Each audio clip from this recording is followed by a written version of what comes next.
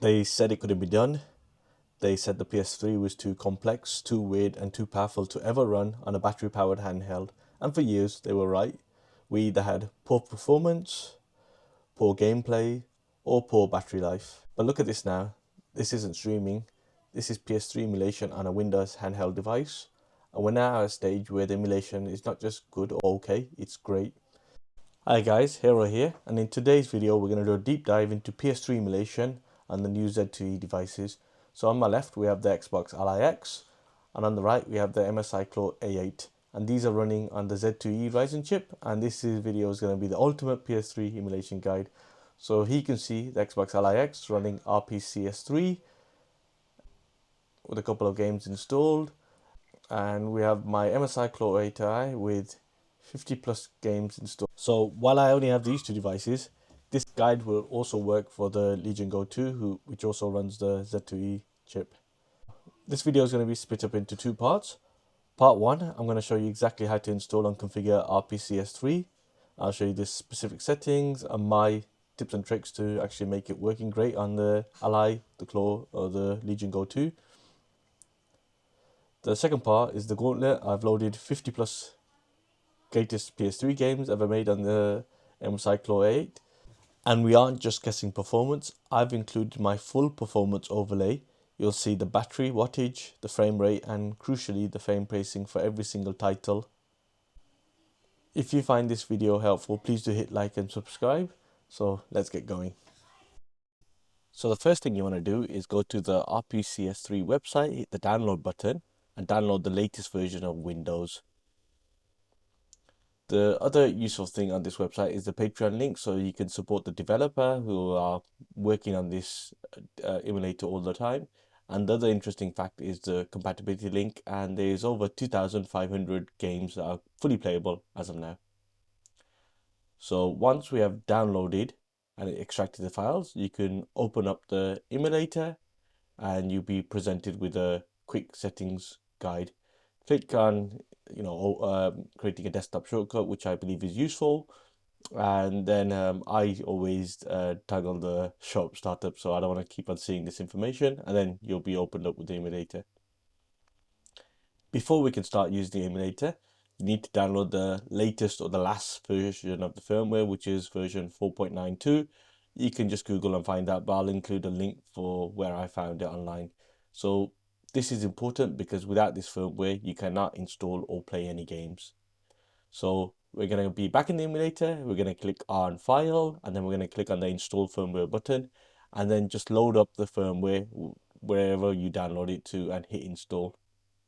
So this process does take a few minutes, and you'll be prompted with a couple of accept buttons. So just click accept and let the emulator do its thing. Let's talk about games while this is finishing off. So while I can't provide you with direct links to games itself, I can talk about the formats and how to install them. So we're currently looking at this version of Samurai, Afro Samurai, and the digital version of Child of Light. So looking at Child of Light, it comes with two files, the PKG file, which is the actual game itself, and you want to install that via the actual emulator. So you click on File, Install PKG, look up Child of Light PKG and click and install that. So before you install that, a couple of options come up. So you can pre-compile the caches, which helps with loading times, and you can add a shortcut to your desktop. If you have lots of games, this might clog up your game. Now, once you hit install, I've obviously pre-compiled the caches, so you'll go through quite a few minutes to actually install the game and compile the caches.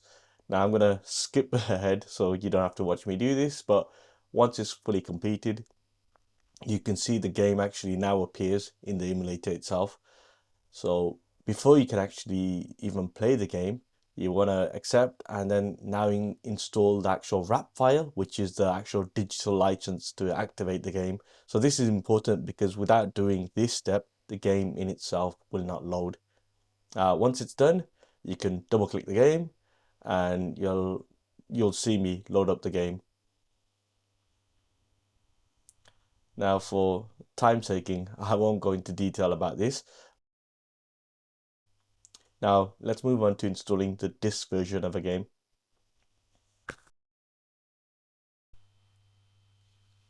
So looking at Afro Samurai, we can see on the emulator that you actually can't see the actual game itself, and this is because most disc games are downloaded in ISO format. The format that we actually want and that the emulator can run is when you double click is this folder structure, and this is the structure that we need. So to get to that, the easiest way of doing that is actually using a tool, and I'll provide you the GitHub link for the disk dumper in the description. So you want to download the latest version of this and install it. Back in the game, what you want to do is mount the actual ISO and then run your disk dumper. When you run the actual application the first time, you might actually have to confirm that it's safe to run, and it is. It will do its validation or verification and making sure that the actual ISO is compatible, and you should be prompted with the start button that will allow you to actually extract the file. This does take a couple of minutes, so just let this successfully finish. And once you have that, you want to take the files that's been extracted and put it into the games folder. Hit refresh, and now the game will appear successfully. It's up to you what you want to do with the ISO file now, so you can delete it, you can move it or save it for backup reasons, up to yourself. And that's the disk installation done. Now with our two games installed, let's explore the emulator together, and let me share some useful information. So if you right click on the games list, you can actually toggle on and off some useful information, and I'll quickly just explain some of the options. So obviously the icons and names and the serial numbers of the game, you can see up that, so that's useful information. The version shows actually if there's any updates. I like to toggle off the PlayStation Move because I don't use that in the emulator, and I'll leave everything else to default. Now you can change this up to yourself, and you can also see the supported resolutions of games, and we'll talk about that in a bit more detail. But by default, games on the PS3 are 720p. Now let's hit the next most important menu, which is configuration. Now, when you hit configuration and load into any of these areas, so whether it's CPU or GPU, you're seeing the default setups. So this is the default game settings, and you can get back to defaults when you, if you want to hit the restore defaults button at the bottom left.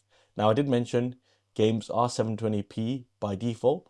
I'm going to increase it to 1080p because that's the resolution most Z2E's devices use, and I'm going to hit apply and save. So I've now made my default settings into global settings, and that's important. So if we now look at a game, and you can see there's a couple of options to actually load up the game. So you can load it with the default settings, so that would have been 720p, or my global settings, which would now be 1080p.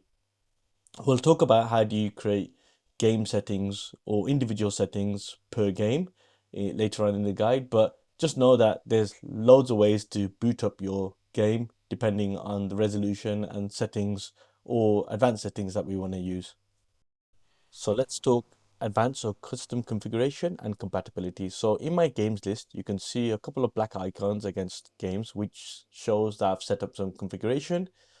You can click on the right click on a game and click downloads compatibility, and that will show you the latest version of the website that says if a game is playable or in game.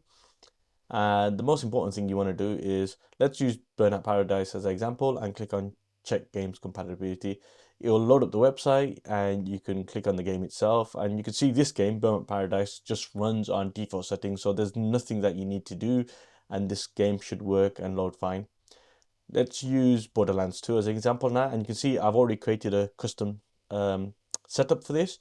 Now, if we do right click and go to the website, you can see that this needs advanced or default settings change in the GPU, and the resolution scale needs to work if you use anything above 720p, and we're using 1080p, so you need to do that. So you right click on the game, and bad example here because I've already created the custom configuration, so I'm just going to use Castlevania, and you can see that now when I right click, I can change the custom configuration or create the custom configuration based on global or default settings. Now, because I have global settings created which use 1080p, I'm going to right click and I'm going to change based on my global settings. Now, you can do this using default or global, up to yourself, and you can see that this is the 512 times 512 that I've done, and you save and apply that. So how do you update games? So using the PS3 game update downloader, I'll include the GitHub description below. You can download the app and run the app to actually update your games. Now, a couple of steps that we need to do. First of all, you want to set up an area or a folder where your updates get downloaded to. So just click on browse and go to a folder area that you're happy to download your files to so you can easily find them. The second thing you want to do is actually go into the emulator and then look for a game that has updates available. So I'm using Street Fighter and I'm going to copy the serial. So you can get to this by right clicking and going to the copy serial information, and you're going to search for that. Now you can see that this game has an update available to version 1.12, but for this to work successfully you need to download all the other updates. So hit Control and click on all the updates, and you want to download this. Now let the files download, and these files are going to be downloaded as PKG files. So these are the package files that similar to the digital games. So you know the routine by now. You're going to hit File and you're going to hit Install Package, and you're going to look for the folders that you successfully saved before and select them all and open them. You'll be prompted with a screen to ask you to actually select and install the package files, and now let the magic run. This will take a couple of minutes. Once this is complete, you'll be hit with a confirmation, which you hit select on, and now you can see that Street Fighter has been updated to version 1.12.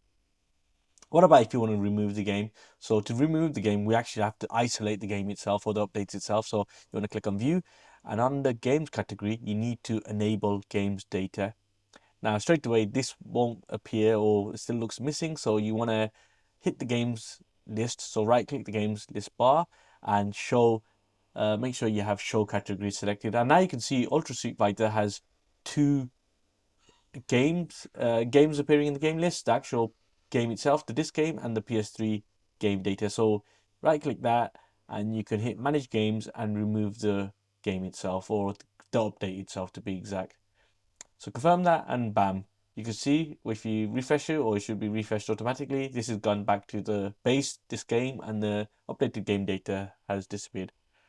Lastly, let's talk about games patches before we move on to the actual 50 games itself. So if you look at Uncharted and you right click that and you click on manage games patches, you can see that Uncharted has a few game patches available, and this is available via the emulator itself. Now, how do you know which settings to use? The best way of doing that is always using the compatibility website. So you want to check game compatibility, and if you click on the game itself again and you scroll down to the bottom, not only will it tell you what to set up as a config, but you can see some recommended patches sometimes for games. This concludes the emulator guide. If you find it helpful, please do hit like and subscribe. And now let's move on to the games. If you want a hip-hop music video that happens to be a samurai movie, Afro Samurai is the only game that understands the assignment. But the real deep dive here is the interface design. Namco Bandai committed to a fully organic interface. There's no health bars, no ammo counters, nothing. Your health is indicated solely by how red your clothes are stained with blood, and your focus meter is just a sparkling pendant on the sword hilt. It's a risky move that frustrated some players, but on a handheld screen, the lack of clutter makes the art style pop. Combined with the dynamic split screen that acts like a manga panel, it's style over substance, and it's an incredible anime-based game.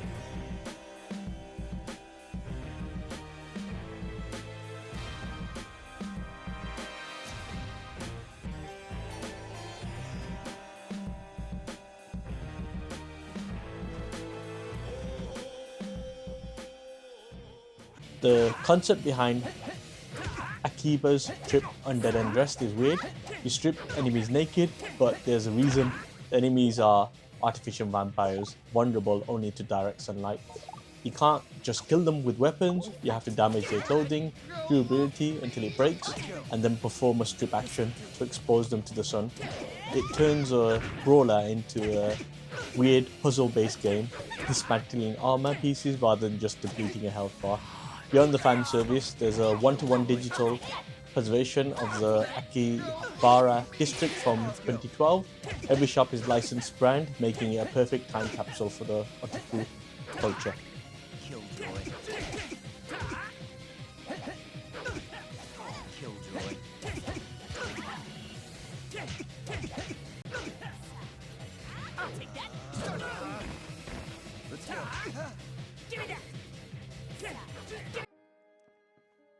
If you drag a Disney classic through a psychological goth nightmare, you get Alice Madness Returns.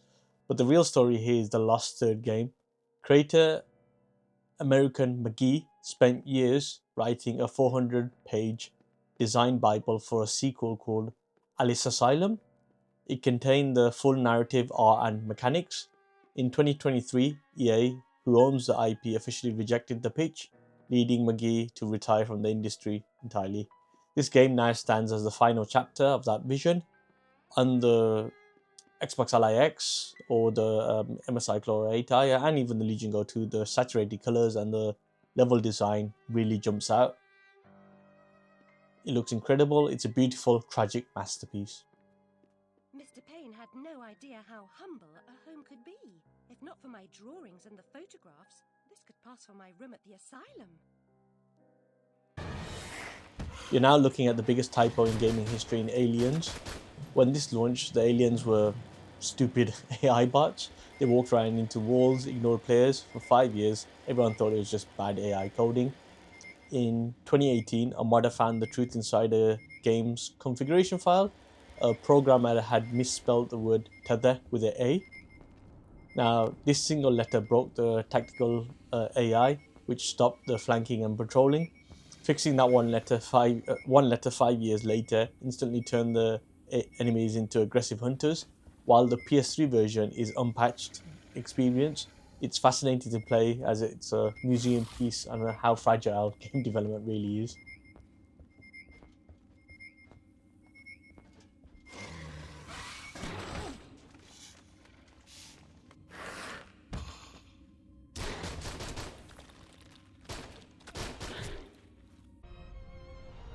If God of War was too subtle for you, Asura's Wrath is the answer. It really isn't a game, it's an interactive anime where you punch a god larger than Earth, but holds a dark spot in history, for the ending was sold like a separate DLC. The base game, which is massive in itself, contained a to be continued cliffhanger. To see the actual ending, you need to fight the final boss, and you have to buy a Part 4 DLC, which back then was for $7. Gamers did view this as greedy, but look, if you want to have a bit of fun and you want to have that anime style gameplay, and with the handheld, especially with the Legion Go 2 and the OLED, this looks fantastic.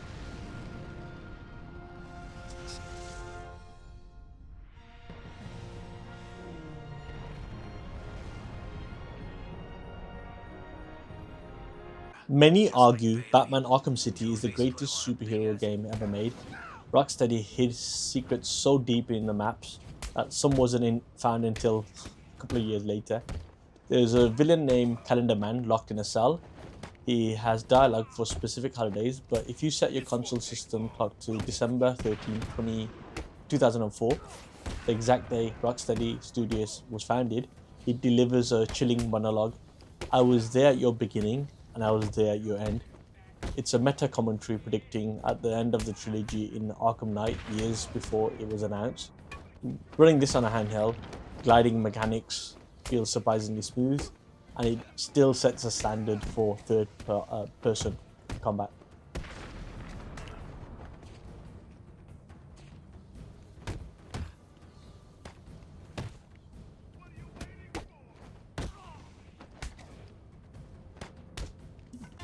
If you want a story more confusing than a physics textbook, welcome to BlazBlue. While the industry was rushing to 3D modeling, Arc System Works doubled down on the high-definition 2D view. Each character has thousands of frames for hand-driven animation. This dedication to 2D art makes it one of the few PS3 games that hasn't aged a day. It still looks crisp and fluid on modern high-res screens. The story is half visual novel, dealing with time loops and reality warping, but the combat is pure speed. Even if you had no idea what the Azure is, chaining combos in this game is absolutely pinnacle of 2D era.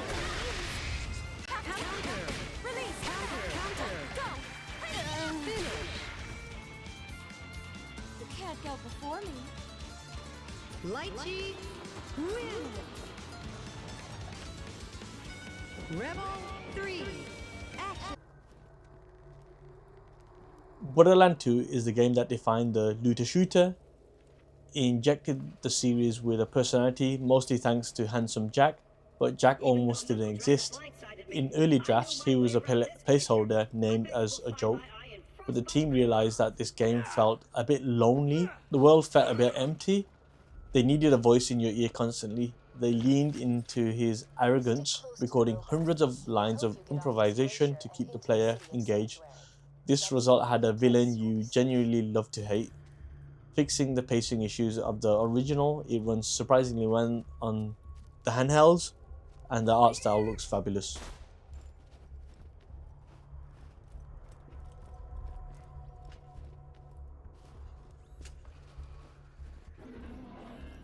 I hear bully bonds! Sick of minion! Protect me, Squire! Before Forza Horizon, Burnout Paradise invented the whole open world arcade racer, but at launch it was hated for a specific design choice, the missing restart button. Criterion Games was so obsessed with open world purity that if you crashed or lost the race, you had physically to drive back all the way to the starting intersection to try again. It infuriated players until they eventually patched it. Despite the initial stumble, the seamless world and the soundtrack hosted by DJ Atomica defined a generation. This is the ultimate podcast game. Turn your brain off, drive fast, and listen to Guns N' Roses. It's pure arcade dopamine.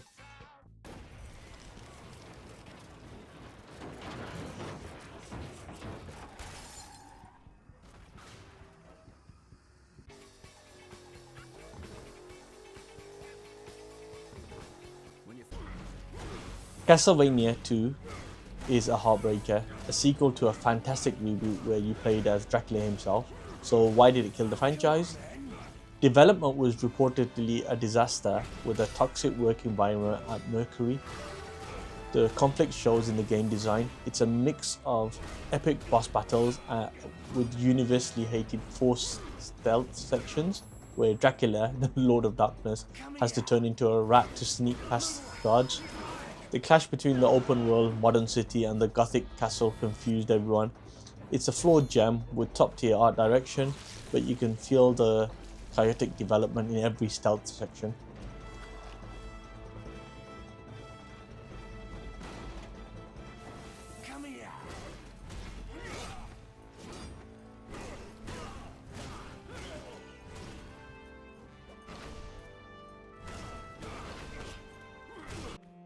Child of Light proved that Ubisoft could still make art. It is a playable watercolor painting with every line of dialogue in rhyming poetry. Created by a small team using the UbiArt framework, artists could import paintings directly into the engine without needing 3D modeling. The localization was a monumental task, translating the script into other languages while keeping the strict AABB rhyme schemes intact. On a handheld, this is stunning. The 2D art doesn't rely on polygons, so it looks crisp and vibrant. In short, it's a beautiful fairy tale game that breaks up the monotony of AA shooters.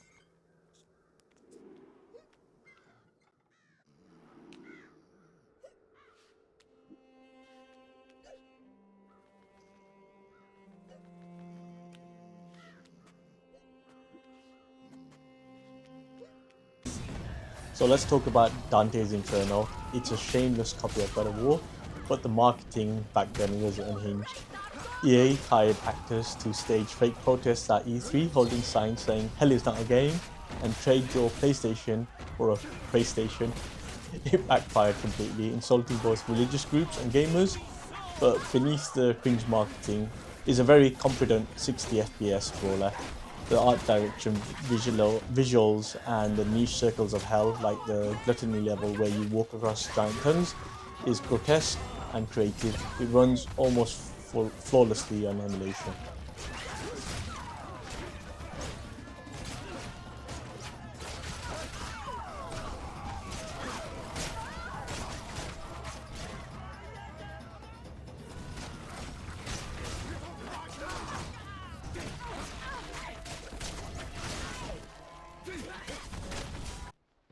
As the black sheep of the Souls family, Dark Souls 2 is infamous for the downgrade controversy. So pre-release demos showed a sophisticated lighting engine where interiors were pitch black, making the torch mechanic essential for survival, but the PS3 hardware couldn't handle it, so the final game was brightly lit, rendering the torch mostly useless. Miyazaki didn't direct this one, and you can feel it through the floaty movements and nonsensical world design, like an elevator going up into a lava castle. But look, it's a fantasy. But it's massive, has some of the best PvP back then, and is an essential piece of FromSoft history.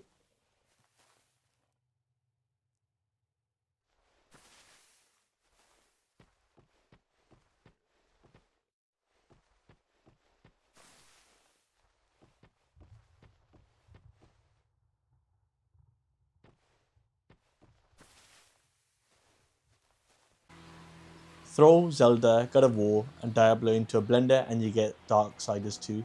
You play as Death himself in this Hail Mary project for THQ. Believe it or not, he had a budget of 50 million back then, and he needed to sell millions to save the publisher. Despite good reviews, the depths were too high and THQ went bankrupt months after release. The game itself is excellent, featuring the clunky, stylized art of comic artist Joe Maduria, which ages much better than realistic games from 2012. It runs well on the emulator, and playing as Death on a handheld does feel light and fast.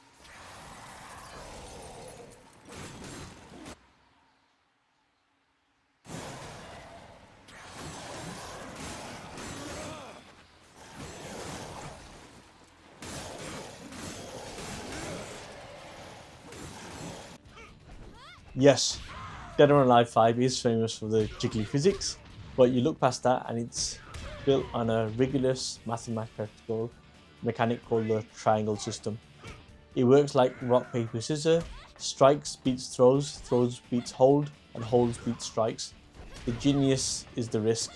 If you try to counter a punch with a hold, but your opponent anticipates it and throws you, you take a high counter damage, often losing 50% of your health instantly.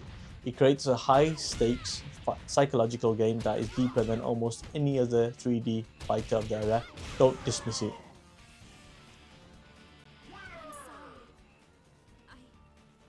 I must go on.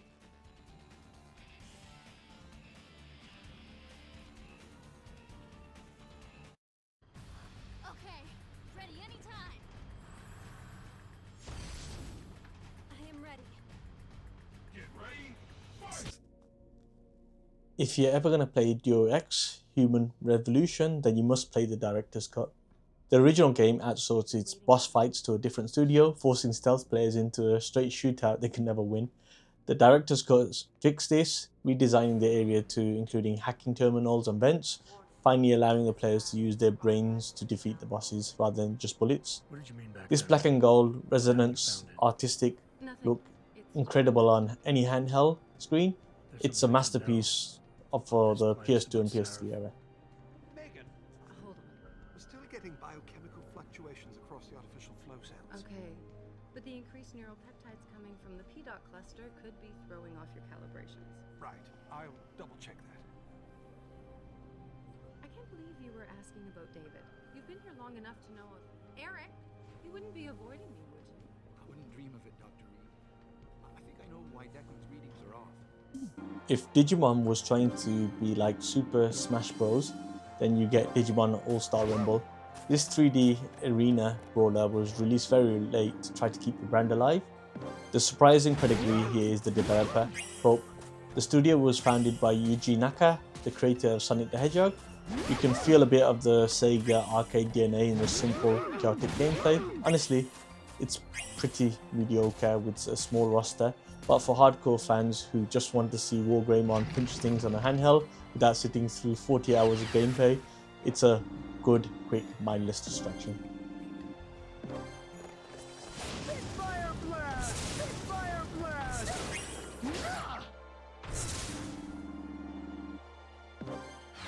blast! Fire blast! Fire blast!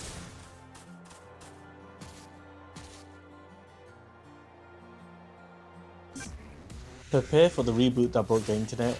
Devil May Cry, Ninja Theory turned Dante into a chain-smoking punk rocker, and the fans went nuclear, petitioning even the White House to cancel the game.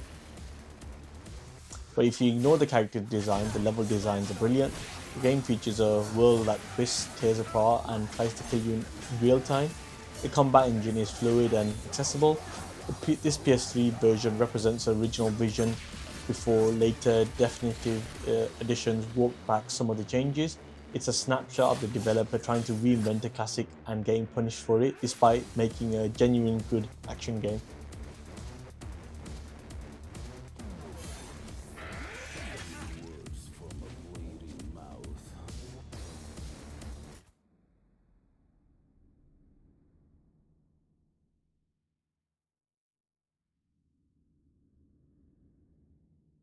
By 2014, anime games were stagnant, but Dragon Ball Xenoverse changed the formula by pivoting to a MMO-like structure. Instead of playing as Goku, you create your own character to fix the timeline. It tapped into the deepest desire of every fan to create their own Super Saiyan. This pivot saved the franchise, shipping over 10 million units and funding the future of Dragon Ball games. The hub world feels a bit lonely on the PS3 nowadays, but the core loop of grinding for gear and interfering with classic anime moments is still incredible and addictive on a handheld.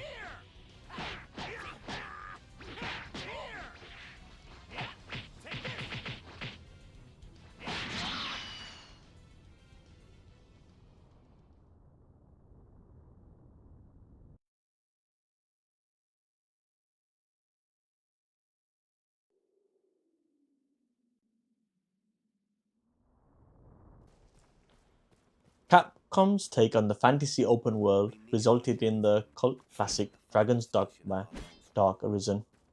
The genius here is the pawn system. It was a revolutionary take on the synchronous multiplayer. You create a permanent AI sidekick that other real-world players could hire. Your pawn returns to you with loot and knowledge from other players' games. It made a single-player game feel incredibly connected. The PS3 version struggles with frame dips, but the ambition of grabbing onto the griffin's leg as it takes off and flies across the map was cool.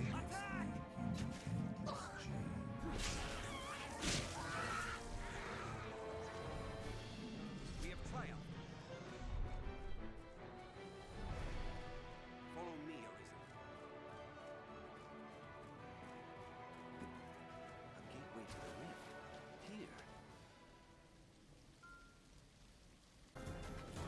Directed by the mad genius Yoko Taro, Drakengard 3 is a technical mess on Unreal Engine 3, often dropping to single-digit frames, but the narrative is a cult masterpiece. It serves as a prequel to the Near timeline. This deep dive here is the music. The magic in the world is literally powered by the characters singing. This creates a haunting mix of chaos and melody during battles.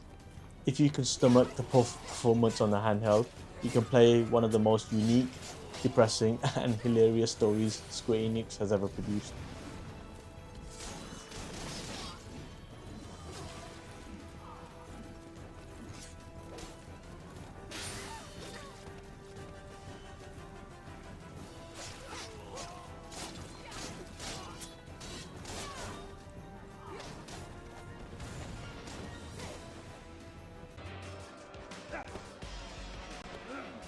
EA Sports is used to making the best boxing games, and Fight Night Champion was their peak. It was the first EA Sport game to receive M for Mature rating. Why? Because the gritty champion mode story that dealt with prison fights and corruption The rating allowed for realistic deceptions of facial cuts, bruising, and blood that previous games couldn't show. It introduced the full spectrum punching, using the analog stick for tactical control. The sweat physics still looks impressive today. It remains the undisputed king for boxing games even a decade later.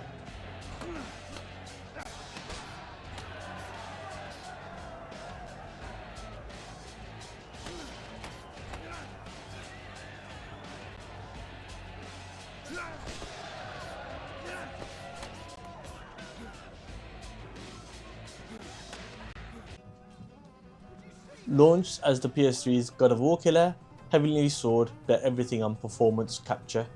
Ninja Theory recorded voice and facial expressions simultaneously, which was a revolution in 2007. The tragedy of the game's length: it's only about 6 hours long and has 0 trophies. Because Sony owns the IP, but Ninja Theory moved on, and the sequel has been in development hell forever.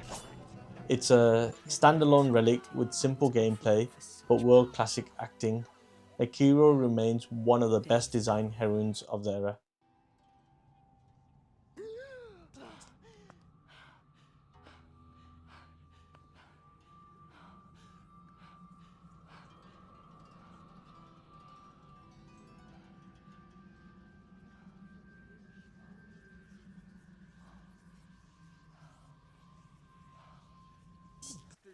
Some of those new automatic sentry guns. Hitman Absolution is a game that tried to be an action movie and alienated its fan with its linear levels and killer nuns, but this failure saved the franchise. Absolution introduced a contract mode. It was a asynchronous multiplayer feature where players could mark any NPC as a target and share the challenge. This mode was so popular it became a foundation for modern World of Assassins trilogy. So while Absolution is a bad Hitman game, the modern Hitman games wouldn't exist without it. It looks great and controls well. Just don't expect a sandbox. Hello? Hello?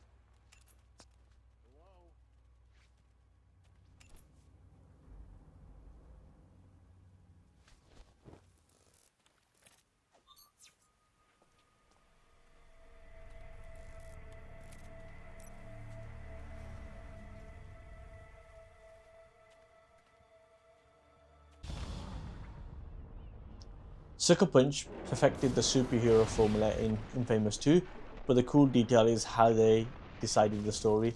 Infamous 2 has a good and evil ending. Sucker Punch analysed the trophy data from the first game and found that vast majority of players chose the good path. So for the canon story leading into Second Son, they officially made the good ending the real one. If you play to the evil path here, you are playing a what if scenario that ends the timeline, traversing new mirrors. Kessler told me about you. I'm not gonna let it happen.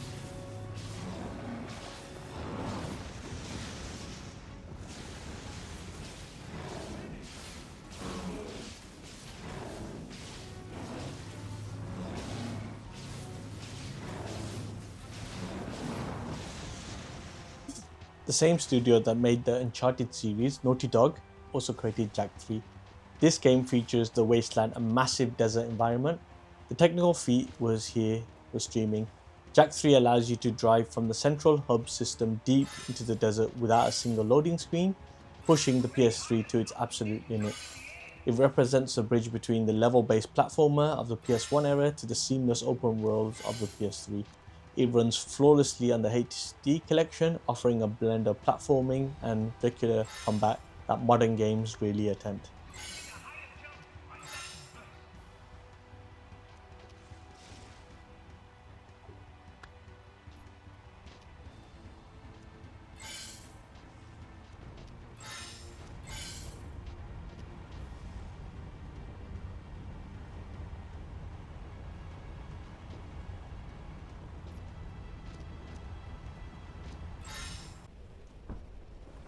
If you need a podcast action game, Just Cause 2 is the undisputed king. The story is nonsense, but the grappling hook and the parachute combo is legendary. The legacy of this game is actually on PC, where there's a multiplayer mod allowing thousands of players to fly around the map at once. It was so impressive that Square Enix made it official DLC. While the PS3 version lacks the mod, the core physics sandbox where you can tether a soldier to a gas canister and shoot it to send him to the moon is timeless fun. It's the ultimate toy box game. Use your grappling hook to get inside the base.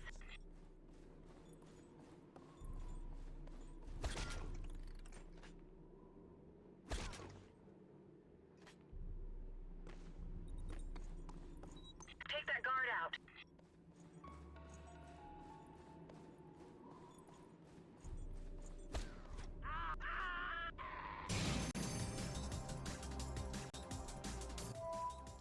Another Suda51 joint, Killer is Dead, oozes style with its high contrast cell shading, but the game is famous for its jiggler mode controversy.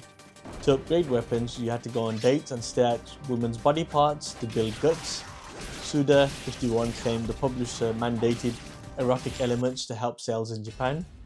It was panned by critics and clashes with the cool, surreal action of the main game.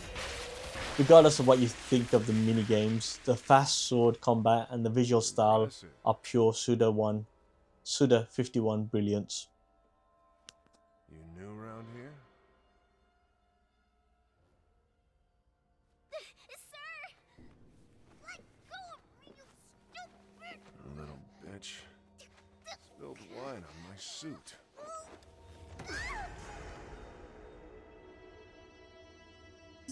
The most underrated Middle-earth game is easily Lord of the Rings War in the North. It's famous for its M rating that allowed you to cut orcs in half, but you need to know about the Mirkwood curse. This is a groundbreaking bug in Chapter 5. If a specific dialogue with the eagle doesn't trigger, then the aggressive autosave system locks your file forever. You literally cannot finish the game. The only fix was to join an online co-op game to hitch a ride past the glitch. This is foremost. Play this I see on no sign of your handheld for gritty combat, Well, we but came keep to backup provide a saved. distraction for Aragorn, and what better way to do that than walking in the front door? Let's be about it.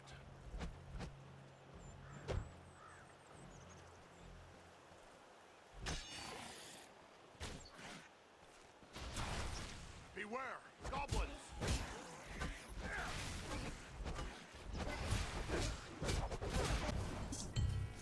As a ground-up remake of the classic, Oddworld New and Tasty is a dark satire of corporate consumerism where you save fellow employees from being turned into meat. This game refined the game speak system, which allows you to give commands to NPCs like follow me or wait to solve puzzles. Despite the goofy character look, it's a brutal platformer where you will die hundreds of times. The lighting effects are stunningly beautiful on any handheld screen. It's a puzzle game that requires patience, but saving your friends genuinely feels rewarding.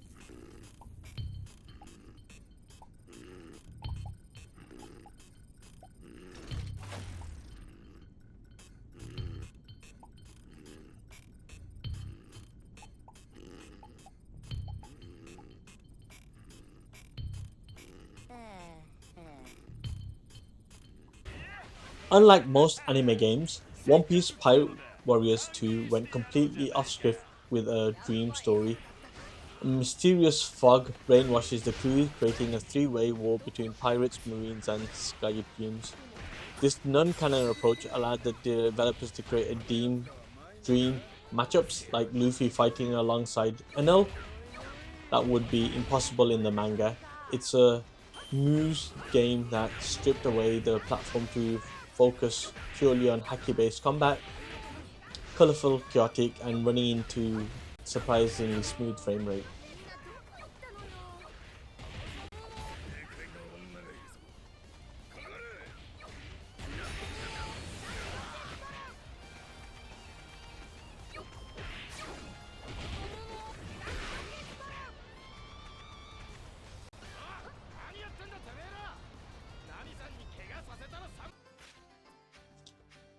When Monster Hunter left Sony for Nintendo, Ragnarok Odyssey Ace tried to fill the void.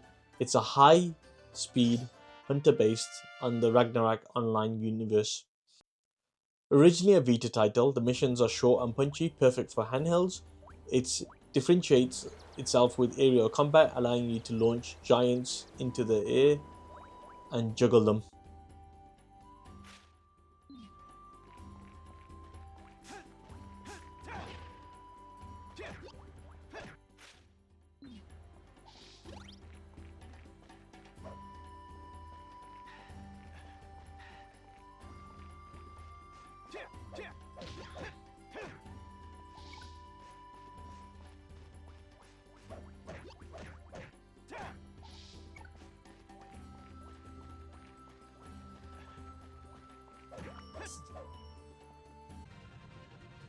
Raiden IV is a legendary shoot 'em up that introduced a brilliant risk-reward mechanic called overkill. In most shooters, you kill an enemy and move on. Here the wreckage stays on the screen.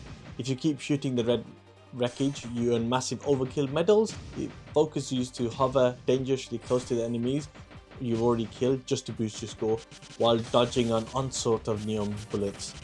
It also features double play, allowing you to control 2 ships at once with one controller, a brain melting challenge.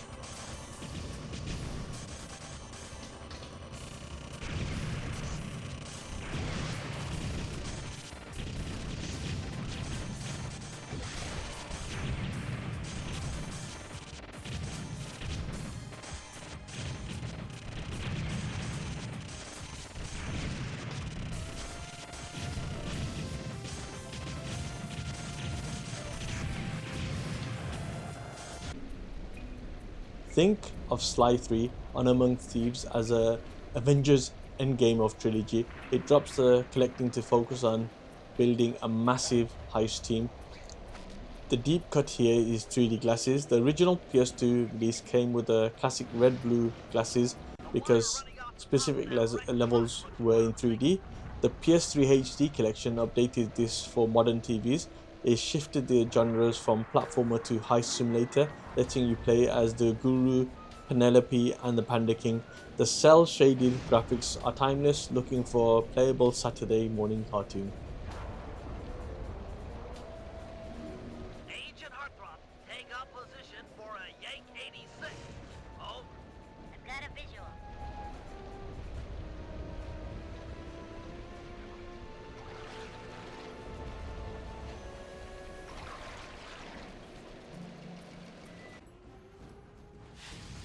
Sniper Elite 3 is the game that made the X-ray kill cam famous.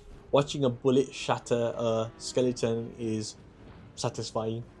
But is it accurate? Doctors say that blown placements are correct, but the explosions, ruptures and the organs are a bit exaggerated. Still, it serves a grim lesson in ballistics. This game moved the series to open North Africa deserts, allowing for reallocation, mechanics, shooting, moving and flanking. Performance was clunky on the PS3, but having a full tactical stealth game in your handheld is impressive.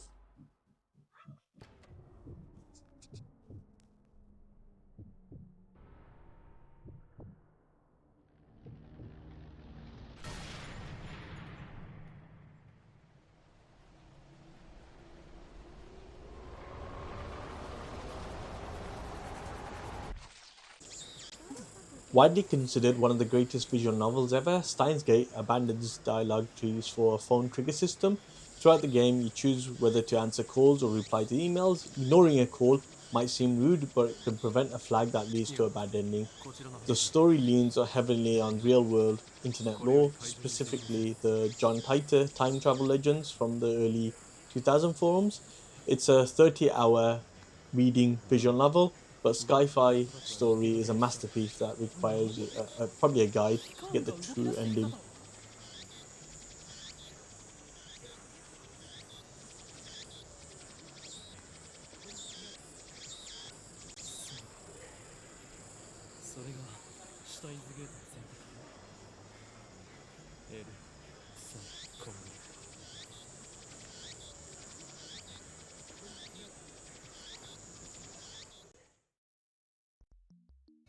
Why is Streets of Rage 2 on this list? Because this is the PS3 version and it's a perfect way to play the godfather of all beat 'em ups. This changed with the defensive special. Before this, using a special move hurt you. Streets arranged to tweak it so you only drained health if you actually hit an enemy. This encouraged players to be a bit more aggressive rather than holding their health. Combined with Yuzo Koshiro's legendary club mix soundtrack, it's a pixel perfect game to play.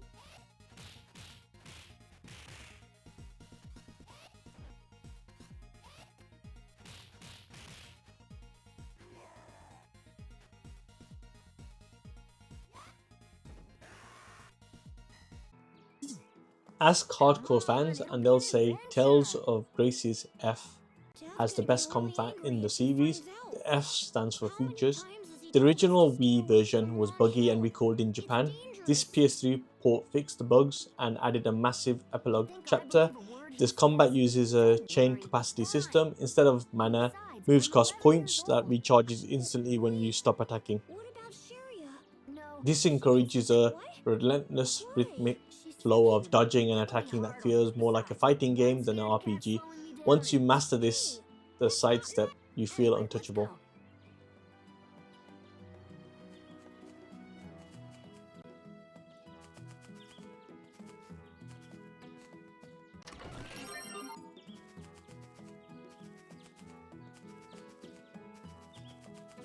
We can't just talk to them? Huh. Yeah. No. Take that. Yeah. No. Take that. Yeah. No. Take that. Yeah. No. Yeah. Take this. For the series' 15th anniversary, Bandai Namco went big with the Tales of Xillia and the Link system. You can tether yourself to the AI partner in real time. This changes their behavior. Linking with Alvin allows him to break enemy guards. Linking with Leah allows her to steal items. It incentivizes constantly switching partners mid-combat to adapt to enemies. The world maps are a bit empty, hallway design-like, but the character interactions and the fast-paced combat makes it perfect for handheld play.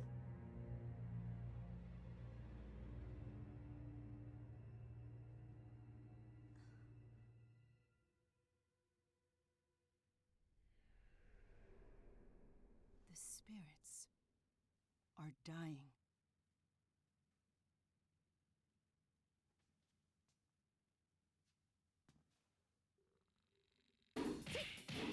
Tekken 5 Dark Resurrection turned the base game into a competitive beast. It runs at around locked 60 FPS, which is mandatory for Tekken. The game changer was the ghost battle system. The game downloaded ghosts of the players' fighting styles, even offline. The AI mimicked real human behavior, baiting, sidestepping, and punishing mistakes rather than just reading your inputs. It was one of the first times a factional fighting game actually felt like you were playing against people while playing solo.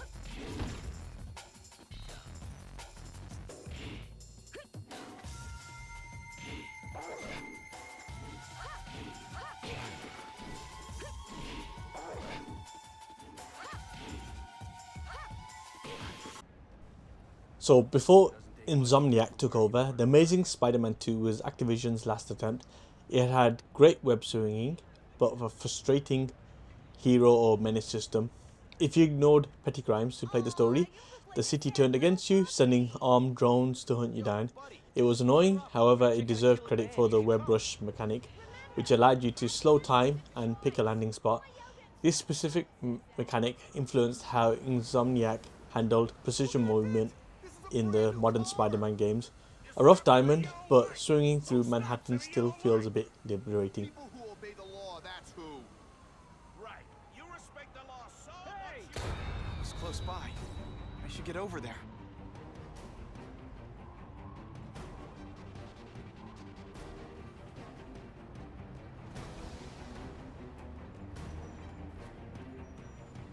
Uncle Ben! Oh. Uncle Ben! Oh. Call an ambulance! You're looking at the crime scheme called Tony Hawk's Pro Skater 5. This game is bad, but it was a corporate calculated move. Activision's license to use Tony Hawk's name was expiring in 2015. They forced developer Robomodo to rush this out just to fulfill the contract. The physical disc shipped with only the tutorial. The rest of the game was a massive day one patch. They even slapped a cel shaded filter on it last minute to hide the poor performance graphics. Playing it as a curiosity, it's a game that killed the franchise until remakes saved it.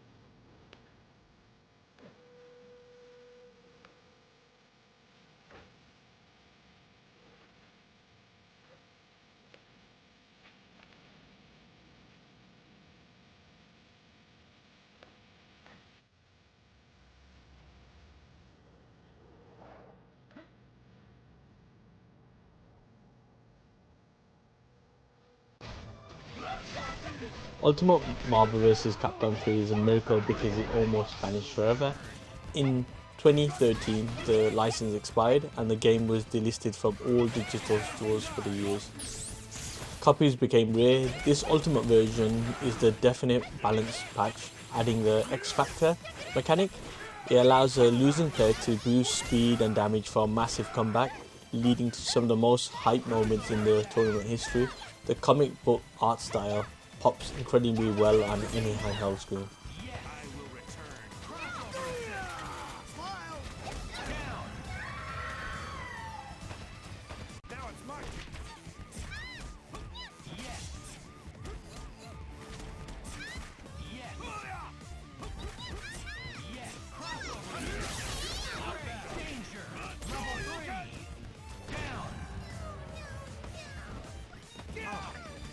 As the final, perfected form of the game, Ultra Street Fighter IV revives the genre. It also introduced Edition Select, a feature of history buffs. You can pit the broken, overpowered vanilla S4 Sagat against the balanced Super S4 Ryu. It turned the game into a museum of its own meta history. It also added the red focus attack to absorb hits. With a roster of 44 characters and a timeless ink bolt visual effects, it remains arguably the best Street Fighter in terms of pure mechanical depth. Who will emerge a champion? Fight! You dare attack a demon?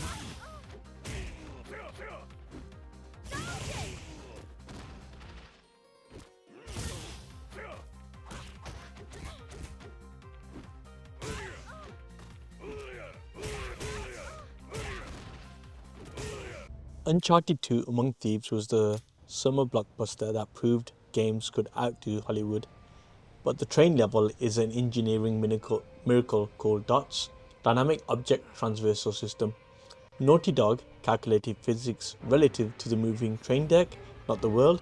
This meant Drake could transverse an object that was physically moving, swaying and turning in its own 3D space without physics breaking. It decoupled the character from the world coordinates, setting the technical template for every cinematic Sony exclusive that followed.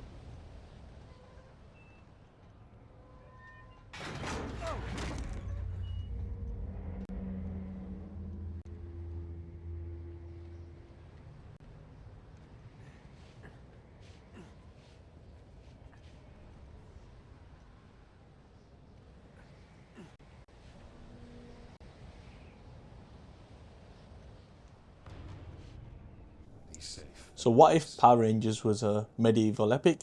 You'll get White Knight Chronicles 2, a massive JRPG from Level 5 that offers immense value. The disc actually includes the entire first game remastered. It's a 100-hour package. You play the first game to carry your character into the second. The combat is a hybrid of turn-based and real-time, allowing you to transform into a 20-foot tall White Knight into fighting giant bosses. It's grindy, but transforming to stomp on enemies never gets old.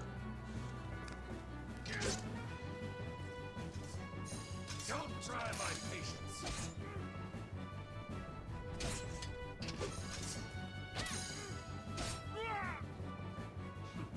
I'm not impressed.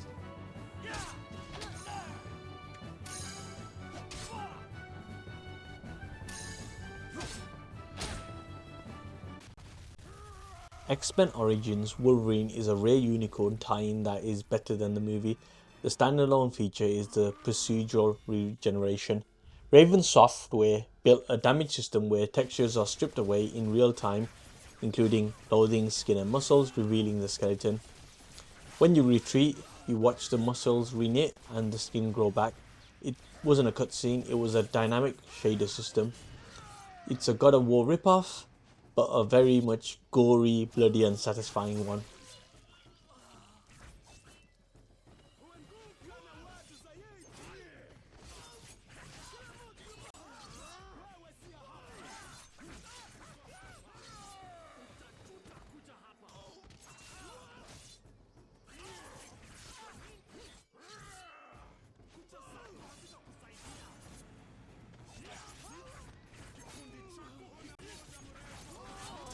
Yaba Ninja Gaiden Z tried to be a cel-shaded comic book zombie spin-off, a collaboration between King Ninja and KG. It failed because it abandoned the precise combat of Ninja Gaiden for mindless slashing, but the art style is unique.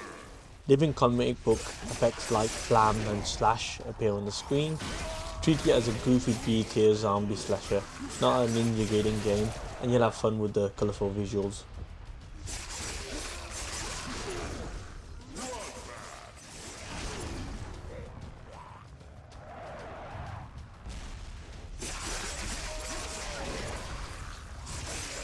Trouble. I suggest you start running. Oh, shit. Ninja in Sector 23, request backup.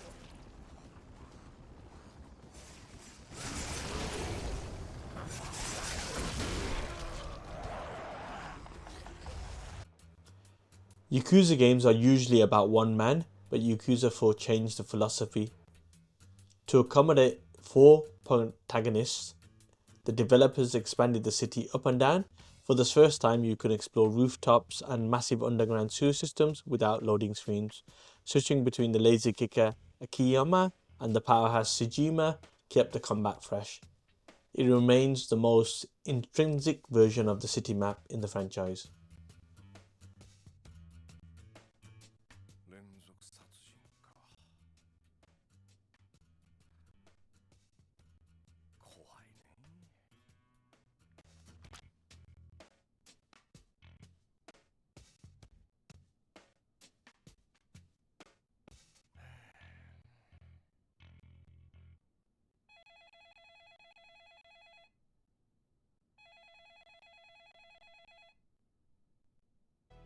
As a game, Young Justice Legacy is a 5 out of 10, but for fans it is an essential part of the lost 5 years.